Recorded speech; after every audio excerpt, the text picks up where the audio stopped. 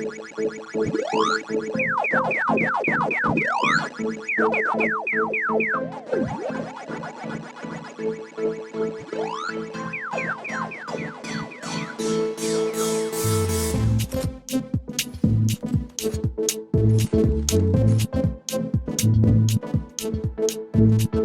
what's up guys, welcome to this edition of Gaming in My Mama's House. My name is Super Dave, and today let's play some Gran Turismo 7.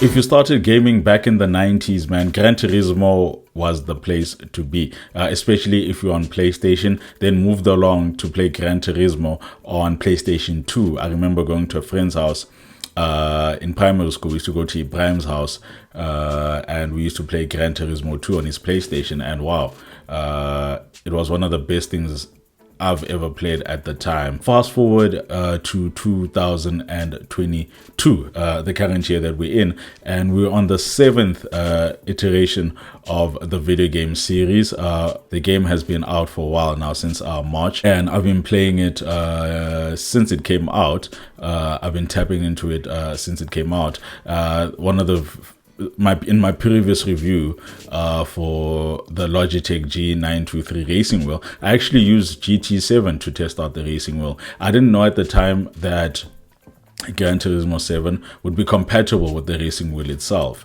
I knew the wheel was compatible with the PS5. I just didn't know that the game itself would be compatible, and voila, it was. And even whether you're playing the game, let's just talk about the controls of the game, since I'm touching on the racing wheel. Whether you're playing the game on the DualSense controller or you're playing on a racing wheel, especially the Logitech G923, I think from a feedback point of view, there's nothing like it, especially on the DualSense controller. Everything that you do within the game, acceleration, braking, the tarmac, you feel it on the controller itself.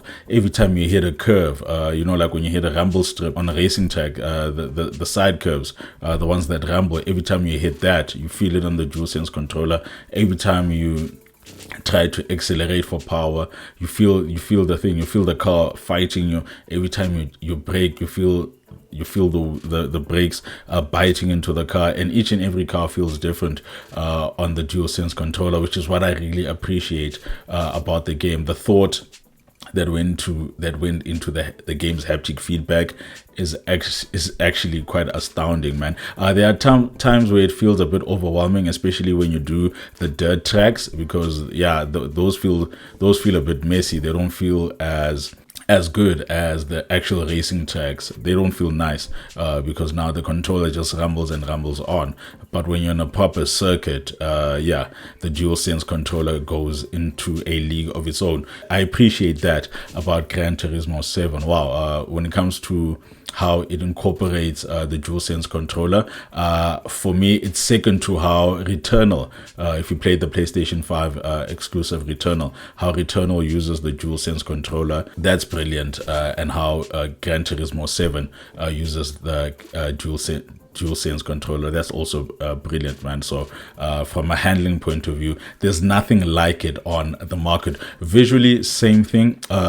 If there's one thing you should give Gran Turismo 7, is how detailed each and every track is, how detailed each and every car is. The scenery, the sky in Tokyo is definitely different from the sky in the Nürburgring.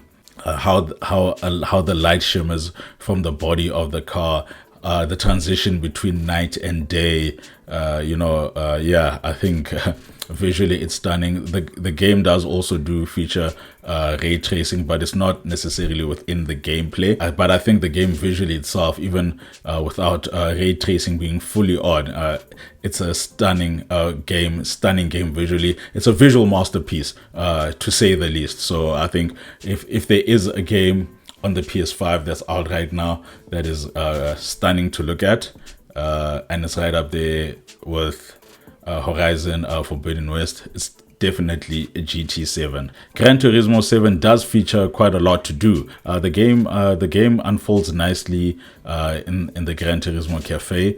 and there's something called the menu book, and each and every menu book that you go into tells you a new story about cars. There's quite a lot of learning about cars within the game. What I don't really like about the game is how the game rewards you. The game's ticket, you win, like, sometimes after completing challenges within the menu book, you get rewarded with a roulette ticket, and the roulette ticket either gives you like a car or some coins or some in-game currency. Then the roulette system, I don't like it, because 99% of the time you end up getting the smallest winnings from the roulette. You don't necessarily get what you want, whether it's a car or more coins. And obviously, as you win races, you earn credit within the game, but it's a long grind, because you have to like upgrade your car, you have to buy new cars, and that takes a lot of credit. And at some point, you might need to use your own currency to buy a car within the game that you need for a race, or to buy certain upgrades,